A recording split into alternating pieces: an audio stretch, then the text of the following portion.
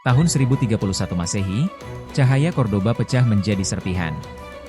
Kekhalifahan runtuh, dan Andalusia terbagi. Muncul lebih dari 20 kerajaan kecil, dikenal sebagai Tawaif.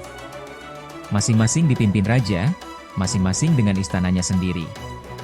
Tapi kekuasaan tanpa kesatuan adalah kelemahan yang menanti kehancuran.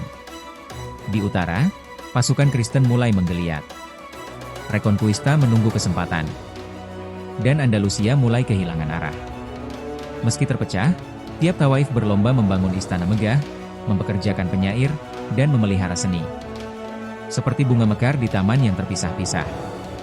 Namun kemewahan itu tak diimbangi kekuatan. Raja Tawaif lebih sibuk bersaing satu sama lain, daripada bersatu melindungi peradaban. Mereka bahkan rela membayar upeti kepada musuh yang akan membunuh mereka.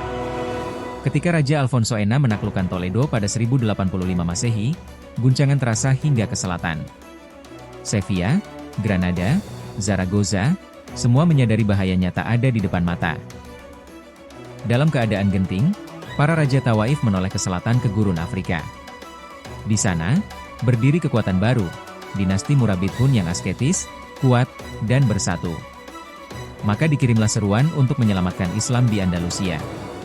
Tahun 1086 Masehi, Yusuf bin Tashfin, pemimpin Murabithun, menyeberangi Selat Gibraltar. Pasukannya bukan bangsawan tapi prajurit yang hidup dalam kesederhanaan dan disiplin. Ia tak mengejar tahta, hanya ingin menyelamatkan kaum muslimin.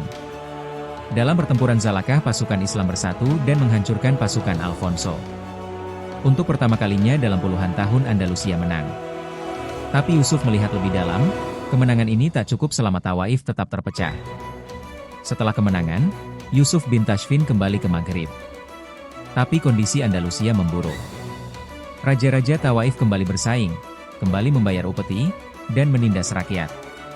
Ulama, rakyat, dan tentara menyerukan, Yusuf harus kembali kali ini bukan sekadar penyelamat, tapi pemimpin. Andalusia butuh kekuasaan yang tegas dan adil. Maka Yusuf kembali bukan untuk menaklukkan tapi untuk menyatukan. Yusuf menurunkan raja-raja Tawaif tanpa pertumpahan darah besar. Andalusia disatukan kembali di bawah Panji Murabithun. Bahasa Arab kembali menjadi pemersatu. Pajak ditegakkan secara adil. Masjid-masjid kembali ramai. Masyarakat kecil dilindungi. Untuk sesaat, Andalusia mendapatkan napas baru. Tapi Yusuf tahu tugas ini hanya awal. Ancaman masih ada dan keturunan setelahnya harus lebih bijak dari sebelumnya. Dinasti Murabithun tak bertahan lama. Tapi mereka memberi pelajaran, bahwa persatuan dan keadilan bisa menyelamatkan peradaban bahkan saat di ujung tanduk. Mereka adalah jembatan antara zaman pecah belah dan harapan baru. Dan dari warisan mereka akan lahir kekuatan selanjutnya. Murabithun pergi tetapi cahaya yang mereka nyalakan belum padam.